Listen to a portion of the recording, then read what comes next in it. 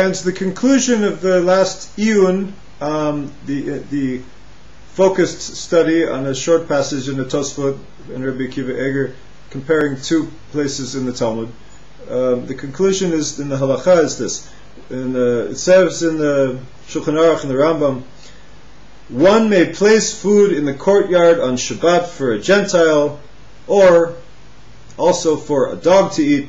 If the Gentile picks up the food and leaves the courtyard, meaning any human or animal that's not Jewish, okay? If the Gentile picks up the food and leaves the courtyard, the Jew need not react. However, one may not give Gentiles objects as would appear to be a business transaction. Where Kowalski comes by, and you give him your computer, something. Kowalski's walking out your door into the street with your computer. You're lending him your computer, whatever. He asked if he could borrow it, and you said, whatever, you know. And he's walking around and you say, hey, Kowalski's got Goldberg's computer. Goldberg's doing business on Shabbos. Let's go talk to Goldberg. You know, like, okay, you don't do it because it looks like business. This is only permitted in the exigent circumstances and purpose of filling a mitzvah. For instance, if you have a cell phone that in a place where everybody knows it's your cell phone, right? And Kowalski needs to use your cell phone for something that is an emergency, for a mitzvah, to call an ambulance, he has to check on his sick mother or sick wife, whatever. He's gonna suffer a serious business loss if he can't make a phone call and his phone just died. So what? Just put it it's there on the table. You say, it's up to you. Go ahead, do whatever you got to do. You know, it's not my. Do whatever you got to do. It's not my. Just have a good Shabbos. Shabbos, go. Okay, you know. If you want to be very, very strict, I don't say good Shabbos to a non-Jew on Shabbos. No, okay, that's if you want to be a very holy Jew, you say, be well, go ahead, whatever. If there's a very serious need for it, otherwise you don't do it. You don't allow your non-Jewish neighbor to take something from your house in private domain out into the public domain. Also has to do with marit ayin, meaning you shouldn't cause other Jews. Everybody's never else's business. We're all arivim zeluzeh. All Jews are guarantors for each other when we stood at Har Sinai that we would all keep the contract and the covenant. So we don't want to arouse negative attention. Now we have exactly 18 minutes to do the daf. So I'm going to go fast. Tanur Gemara lo yaskir adam klelav legoy be'erev Shabbos ri v'chamishi mutar kayotze bo en mashlichim igrot biyad goy be'erev Shabbos b'revi v'chamishi mutar amru elav al Rabbi Yosef Kohen or amru elav al Rabbi Yosef Chasid shelo nimtza miktav lo yado biyad goy me'olam. So there's a question of when if a Jew is receiving payment for work performed on Shabbat, you can't. A Jew cannot rent his utensils to a Gentile on the eve of Shabbat, and the few hours before or the day before Shabbat.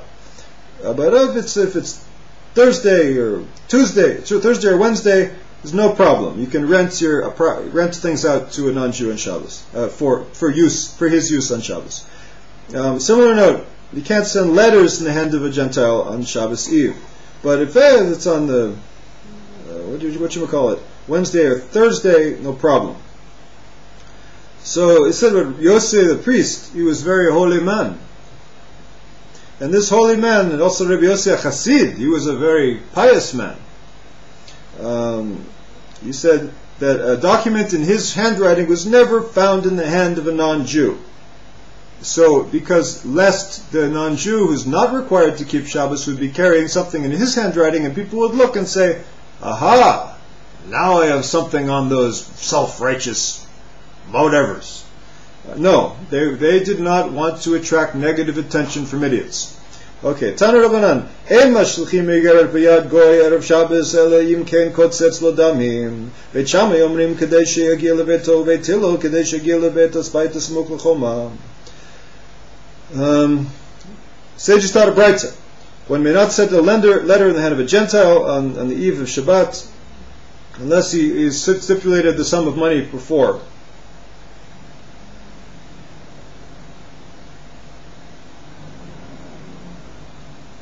And in such a case, the Gentile, whatever the Gentile does with the letter is his own business.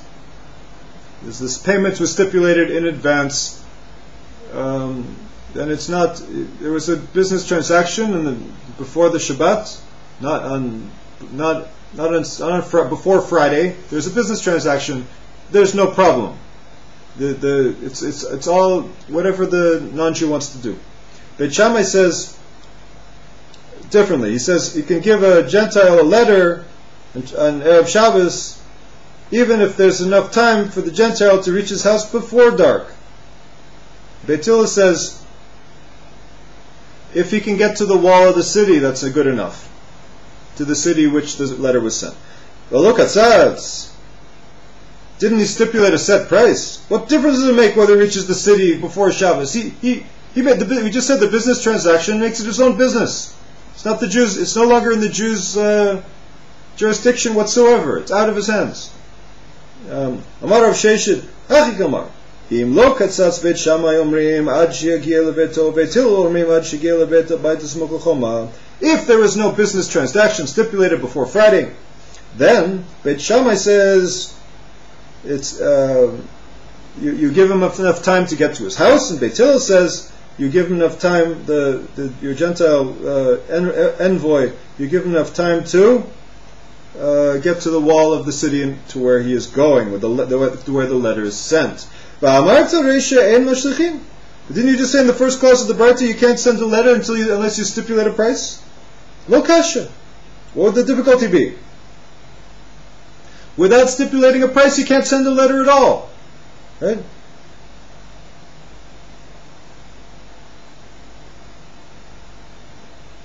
And then what we just said before is if he didn't stipulate a price. Sorry, did I say that wrong? Before he didn't stipulate a price according to the Beit Shammai until he gets to the house. That it's the address where it's sent to.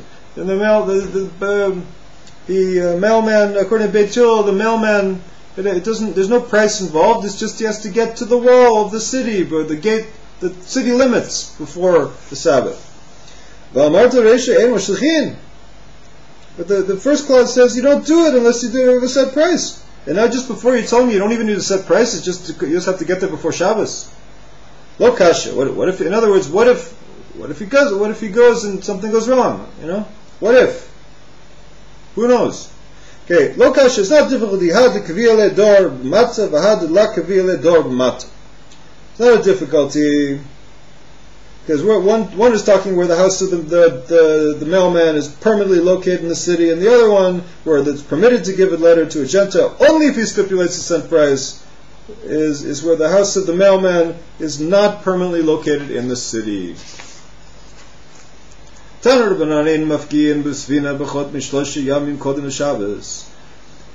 days before the Shabbos you can't go on a boat. You have to wait at least before if it's Wednesday, Thursday, Friday. Okay, before Wednesday you have to be on that boat. If it's Wednesday, if it's already nightfall on Tuesday night, you can't be on that boat. Okay.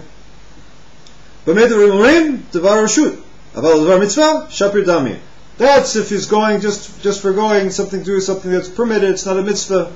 It's not going for a mitzvah. But if he's going for a mitzvah, he could go even within those 3 days, even sooner to Shabbos. But what does he do? He stipulates with the non-Jewish ship captain that he's going on the condition that he's saying, look, my religion, we rest. Friday night to Saturday night, I'm not going to be able to really do anything. You understand? You either say it's part of your religion, or it's just that's the deal. You don't have to get into any big discussions about it. Back then, they understood that there were other religions in the world, and they were often very respectful. or not. So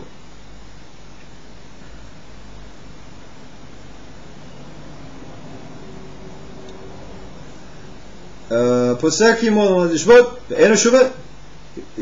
made a deal that he made a deal with the ship captain, but you're going to stop the ship on Friday night, right? The ship captain says, "Ha! Yeah, right, buddy.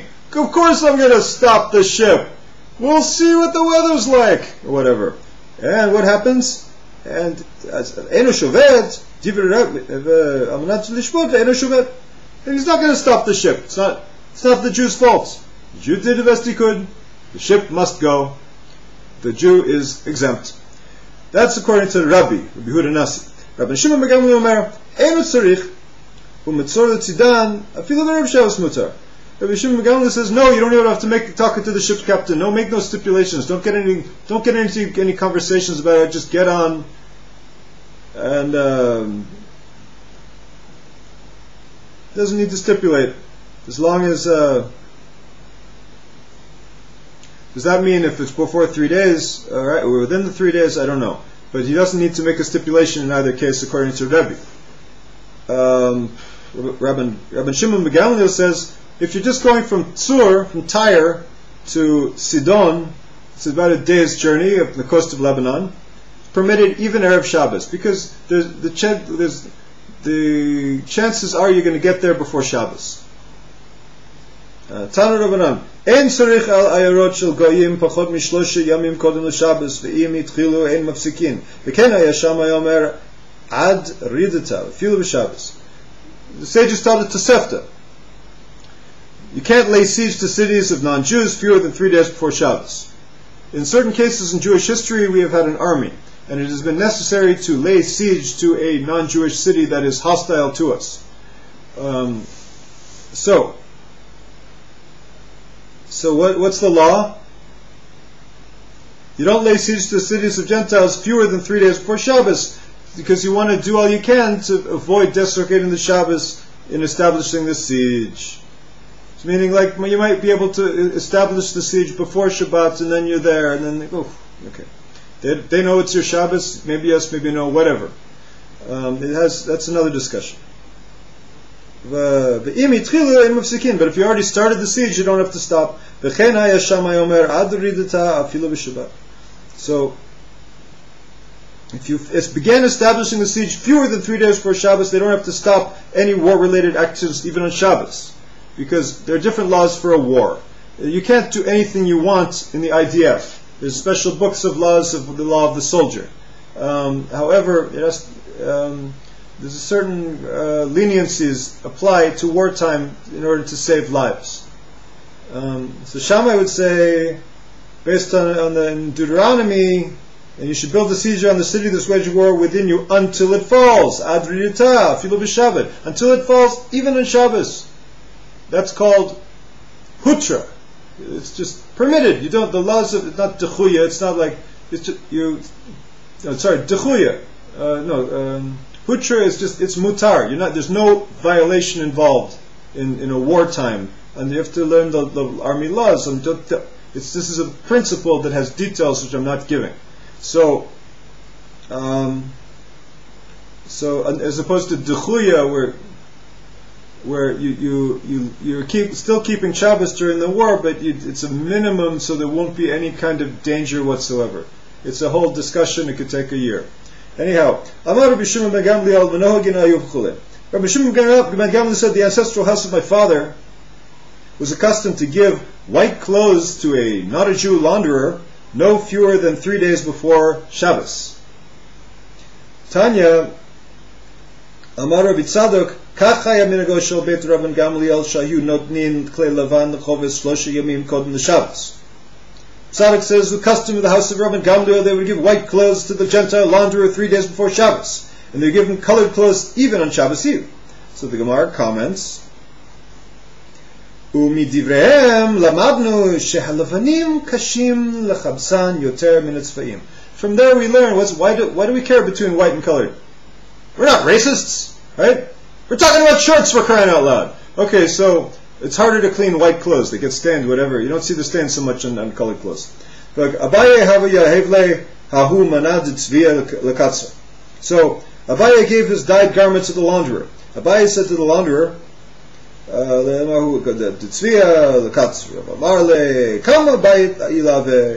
said, Abaye said to the launderer, how much do you want as payment to wash it? The launderer said to Abaye, Amarle, Kidechivara, I want the payment for a white shirt.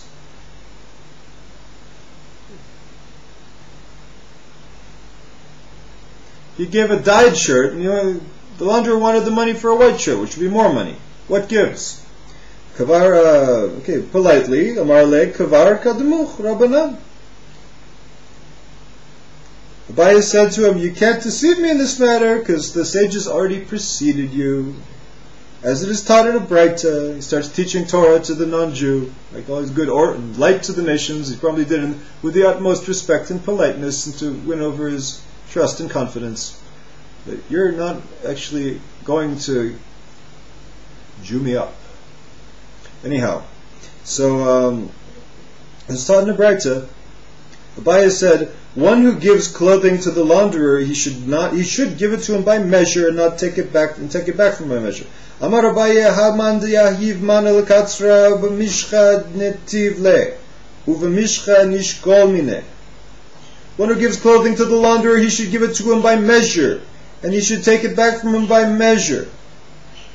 De'it tvei afsadeh de dimetache ve'i betzir afsadeh de kivatze.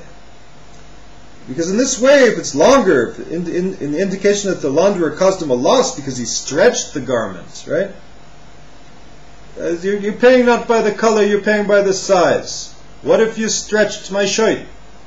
Do I have to suffer a loss? And if it's shorter, he certainly caused him a loss because he shrunk it. What's the logic here?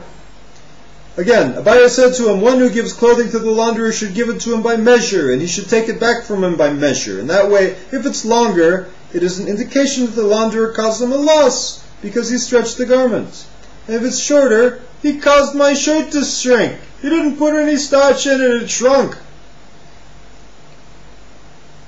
Fair business. Just, be kind, but don't be a fool. With Kavar Kadmuch Rabbanan, what did Abaye mean by this expression? The sages already preceded you. With this story, the Talmud sought to underscore that the Torah scholars who do not normally deal with mundane matters and are steeped in their studies are able to derive from the Torah how to conduct themselves even like normal actions of men. The greatest example of this was Rabbi Levi Yitzchak Bender, of blessed memory. He was the leader of Breslov in the previous generation, maybe even 2 generations ago in Jerusalem. He was a simple Jew. He had a line of people who were willing to go to the store for him to get the milk and get the groceries. And even though he was learning and davening at a tremendous level, and even though he used to finish the Shas and the Shulchan Aruch and everything, and all the poskim and all the midrashim, this huge amount of Torah material every 2 years, and he was davening 3 times a day, 4 times a day. He would always go to the Makolet on his own. Why? Because he was a simple Jew. I don't care if he learned to, okay, what is he, Moshe Rabbeinu? Okay, maybe Moshe Rabbeinu doesn't go to the Makolet, but nobody in the world is like Moshe Rabbeinu except maybe Maimonides, who also engaged in somewhat mundane matters as a doctor for 8 hours a day. So, again, V'shavi neilu ve'elu. I have 1 more minute to finish a whole Amud. V'shavi neilu ve'elu v'shatonin v'chulei. Ma'ishna kulhu degazru b'ho be shamai, u'ma'ishana dekorot bet abad d'igule agat d'lagazru. V'hanach di'i avid le b'shabat michaya v'chatat. Gazru bet Shammai erev Shabbos im chashecha korot bet abad b'igulet gad di'i avid lohu b'Shabbos lo michayav chatat lo gazru. So the question is, the beams of the olive press, the circular wine press, Bet Shammai didn't issue a decree saying you couldn't do it, set up the olive press or the wine press before Shabbos, right? So why didn't he do it? So the Gemara says, where if he performed them on Shabbos, in those cases, if he did them on Shabbos, meaning pressing wine or olive in a bet bad, the big beam of wood over a stone, and there's a stone pool below it, or perhaps paved pool and it drips out into the pool. That's the way they used to make wine and olive oil and wine in the ancient world. If you did that on Shabbos, it's a chatat. It's a violation, right? So what? Can you do it before? Can you set it up before and let it ooze out on Shabbos? So why didn't Beit Shammai issue the decree? That would be a sin offering if you did it on Shabbos. So why didn't Beit Shammai say you can't start it before Shabbos? Beit Shammai issued the decree prohibiting them even on Shabbat, even nightfall. Meaning just at the onset of Shabbos you can't even do it. Just before Shabbos. However, in the case of the beams, the olive press, the circular wine press, if he performed it on Shabbos, he's not rendered liable to bring a sin offering.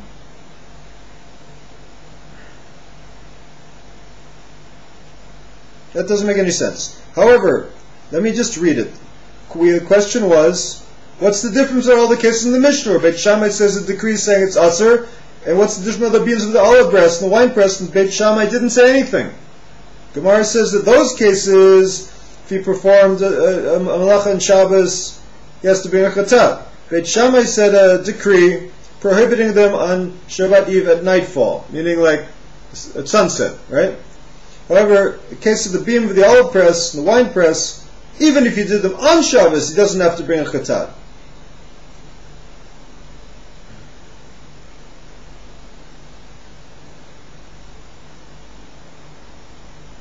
In those cases, Beit Shammai didn't disagree. Wait a second. Why shouldn't he have a chatat? Clearly, if you do this on Shabbos, it's got to be set up before Shabbos. We must be talking about set up before Shabbos and it's dripping out on Shabbos.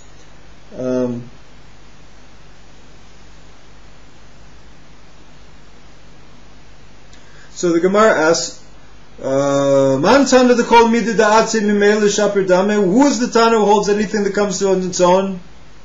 It's not a result of an action and may well be done on Shabbos. Rabbi Yosef Bar Chanina said, it's the opinion of Rabbi Ishmael's rule in the Mishnah with regard to garlic and the aroma of grapes and the stalks of wheat that he crushed it while it was still day. Rabbi Ishmael says he may continue tending them and finishing after it gets dark. And after the crushing is complete, these items are placed beneath the weight so the liquids will continue to seep out. So, did I read that? T'tanan mishum avaboser v'hamlilot. Start it again. Man tana dekol mida da'ate mimei l'shaper dame. This is the Hebrew of what I just read before. Amar Rabbi Yosef Chanina. Yosef Amar Rabbi Yosef Bar Chanina. Rabbi Yosef Bar Chanina said, Rabbi Ishmael he t'tanan mishum avaboser v'hamlilot sheriskan mibod yom. It's a decree with regards to the garlic and amaret grapes and the stalks of wheat that he crushed while it was still day. Right? Those were the decrees. Rabbi Yishmael Omer Yigmor Mishetech Shach. Rabbi Kiva Omer Lo Yigmor. Rabbi Yishmael says you may continue tending them and finish after it gets dark and after the crushing is complete. These items are placed beneath the weight. In other words, the mill is crushing them. When they started it before Shabbos, wait till it's over. Maybe it doesn't say anything about who's pulling the press. Maybe the donkey is. Maybe he's just kind of hinting to the donkey to do it. Whatever. It's not if it's a milling process, but you can crush it while it's still day. Rabbi Ishmael says that's Rabbi Ishmael with garlic and unripe grapes and stalks of wheat. You can crush it while it's still day, not after the dark sunset or Friday. Rabbi Ishmael says you can continue tending them and finish it even after it gets dark. Because after the crushing is completed, it's no longer an Isser. They're already crushed. They're just placed between a weight, and the juice comes out on its own. Rabbi Kiva said, Rabbi Kiva Omer, Lo Yigmor, Rabbi Elazar Omer Amar, Rabbi Elazar hi, Titnan, Chalot Devash Sheriskan Be'erev Shabbos V'yatzian Me'etzman Asur, Rabbi Elazar Matir. So Rabbi Kiva says he may not finish. No, even if it's crushed, he can't finish because it's still going to be a violation of the Shabbos. And the Amor Rabbi Elazar said, In the Mishnah, according to the Rebbe Elazar the Tana. As we learned in the Mishnah, that the honeycombs that he crushed on Shabbos Eve, and the honey came out on its own, Shabbos day is prohibited to eat. He crushed the honeycombs Erev Shabbos, and the honey actually came out on Shabbos. Rebbe Elazar says, no, that's a violation of the Sabbath.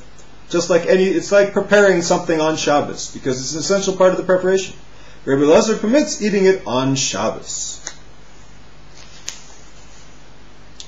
We'll try to get to the Mishnah. I said I'm 5 minutes late, but let's just whiz through it.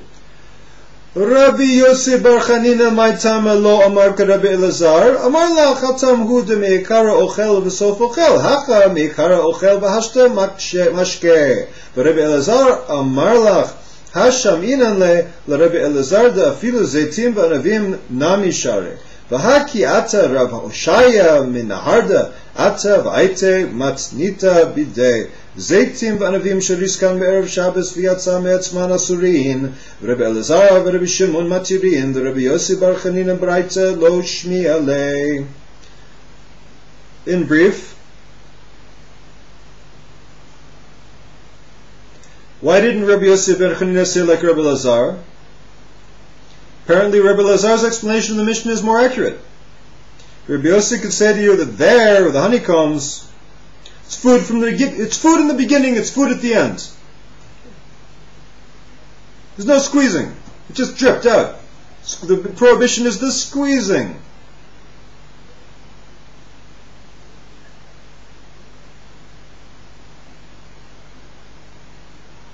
However, here in the Mishnah,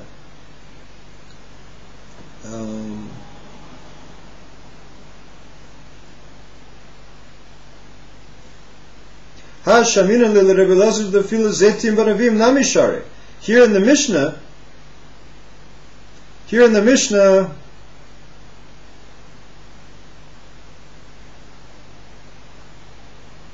from the beginning they were food and now they become liquid. So it's a transfer of status. And that's the definition of squeezing, turning a food into a liquid, right? Squeezing a grape, squeezing an olive. So Rabbi Elazar could have said to you in response to this assertion,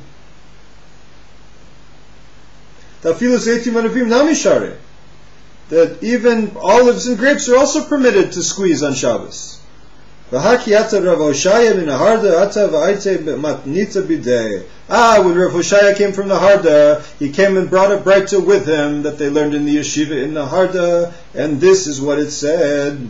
Olives and grapes that he crushed from Shabbos Eve, and the liquids seeped out on their own, the liquids are prohibited. Rabbi Elazar and Rabbi Shimon permit those liquids. The Gemara answers that Rabbi Yossi,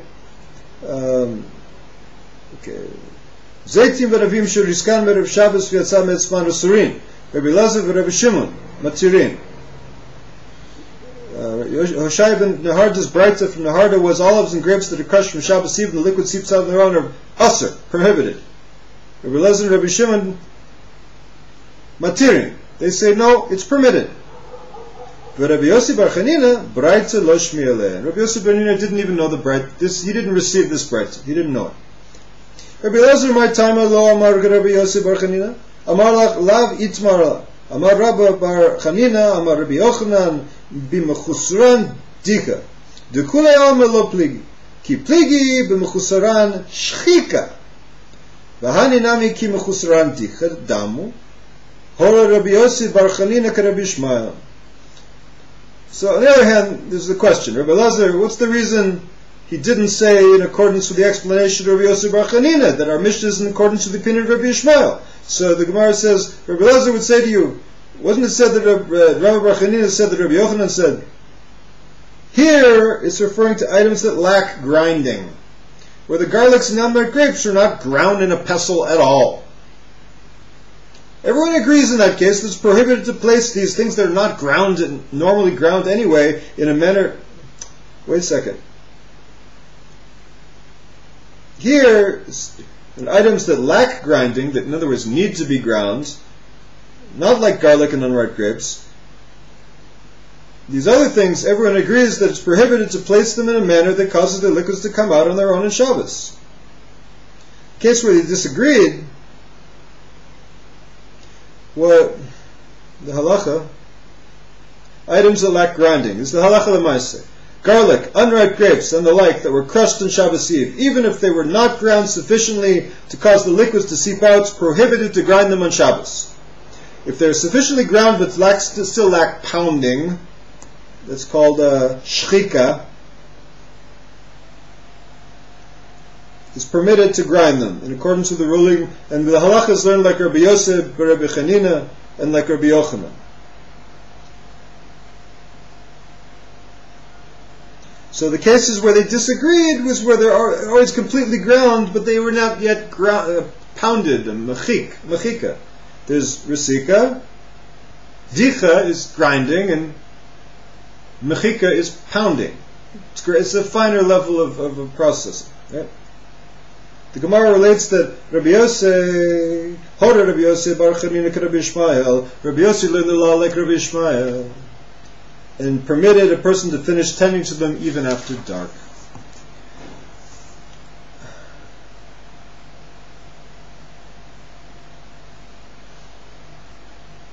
Okay, I'm going to pause here. I beg your forgiveness that we haven't reached the Mishnah yet, but the time is up and there are other things to do and people to see and money to be made. Be well and have a great day. Be well.